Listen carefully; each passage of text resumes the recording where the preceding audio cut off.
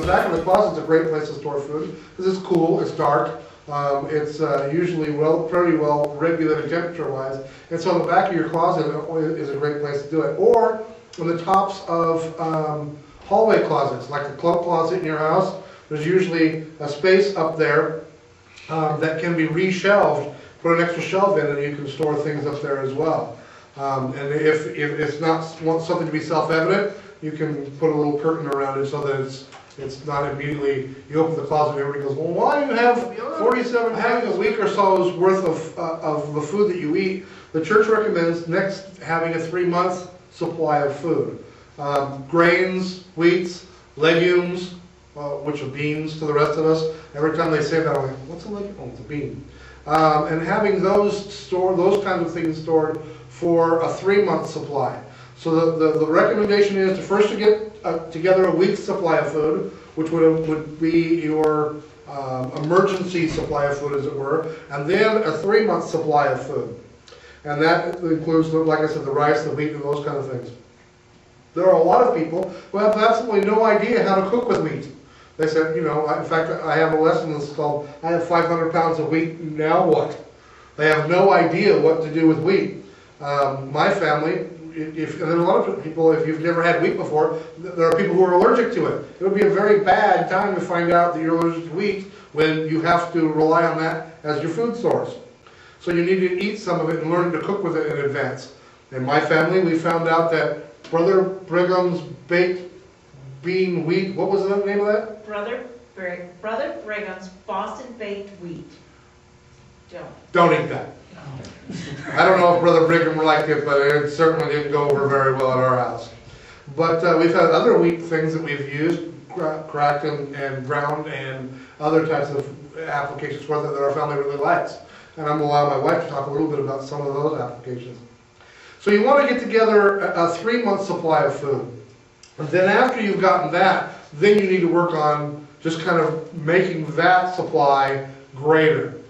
On my website, on providentliving.org, and on several places you can find all over the internet, there are calculators to find out how much food you should store for how many people and those kind of things.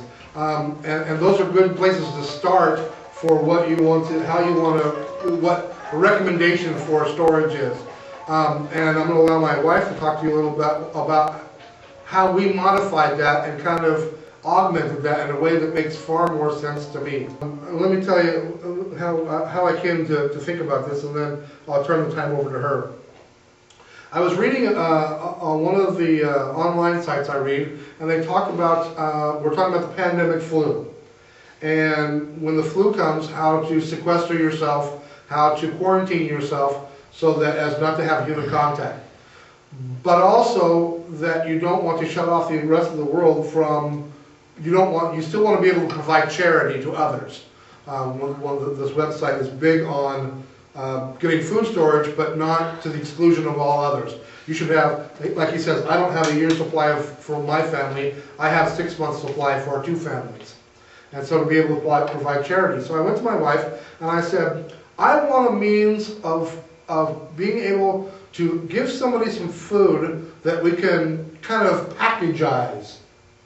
It's the best way I can think of it. My thought was, well, we take a Ziploc bag, we'll put like 2 cups of rice in, a couple of bouillon cubes, I used to love rice and bouillon cubes, some chicken TVP and maybe some dehydrated peas, roll that up, duct tape it, so it's nice and sealed, and right on there, add 4 cups of water and boil. And that's not a great meal, but that would be a nice way if somebody says, I'm really hungry, could you feed me? I could give them that. I could probably even give them the food. I could probably even give them something to cook it in, and say, here you go, here's a meal for you. You could take this, and this would be a meal of substance, probably for 4 people. And so I said, let's do this. Let's come up with this. I want to be able to have this to give away as charity. And when I presented that to her, about the same time, call it fate, call it what you will, I found a website called 365 Meals, where a woman had taken the concept that she'd learned in Relief Society of making meals in a jar and making 365 of them, so that she had a meal for her family for every day. And we kind of put that together with what I wanted to do, and then we came up with this 365 meal concept that my wife and several others really kind of put into to practice, that I think is a great way of doing food storage and having a really good idea. I have 300 pounds of wheat. Is that enough? I don't know. How long is that going to work? I don't know. What can I make with that? I can make some bread. I'm making Brother Brigham's Boston baked wheat, what we can't stand. But other than that, I'm not really sure. So I turned that aspect of our food storage. I came up with a grand idea, and my wife implemented it. So I want to let her talk to you about that and about what she found. First of all, he gave me a Ziploc with rice and dried peas in it. I handed it back. That was disgusting. And I told him, I was like, ew, we don't want these people to kill us. We want them to go away. So I had, as you know, most everybody has, done the little, this is minestrone soup mix. And on the side it says, place water in a stock pot and add this mix and reserve the pasta. It's got all the spices, all the beans, all the noodles, all the everything, except it doesn't have meat in it. And you add it with, how much water do you add?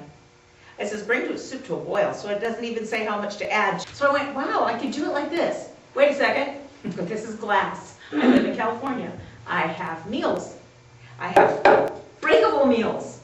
Great, I now have a soup full of broken glass. So I went to my trusty local LDS.org, and they sell Mylar bags. This is actually a half a bag. The bags are actually wider. We split them in half. We sealed the side of them. We did this same thing, the same soup in a jar. These are the little gift jars that everybody hands out at Christmas time. I have it in, I went and picked up several books. This is actually a half a bag. The bags are actually wider. We split them in half. We sealed the side of them. We did this same thing, the same soup in a jar. These are the little gift jars that everybody hands out at Christmas time. I have it in, I went and picked up several books because I wanted several choices. I originally thought 365 of these. That's what we were going to make. We got to 178, which is about half, and went, we need to see. Now what I did is I went through and I went, I didn't get right to the right place. Black bean chili mix. Sounds good. So I'll make 12 of them. It means I only have to have it once a month. I picked 30 recipes, did 12 of them. About halfway through the third one I went, this looks like a lot. Looks like a whole lot. And I was just going off their recipes. Still looks like a whole lot. This is one recipe's worth. That looks like a lot. I have a family of 6. We're not giant eaters, but we're not, little tiny bird eaters. And this was starting to look like a lot of food. So we stopped about halfway through and went, we're going to make one. This makes not one meal. This makes 2 hearty meals. We fed our family of 6 dinner and lunch the next day. But you go through these recipes, they're already made. They're already finished. They're already done. They tell you to layer them sweetly so all the little green peas are together and all the little apricots and get everything in its little place, and then you put the little spice pack on top. And I dumped it in a big giant bowl. Because I'm never going to see it. It's not a prize. It's 3, this is 3 of the paper cases, like you get for office paper. I have 3 of those underneath one of my kids' beds. That's all the bigger it is. And I filled up 3 of them. I have 178 packets, which is actually twice that in meals.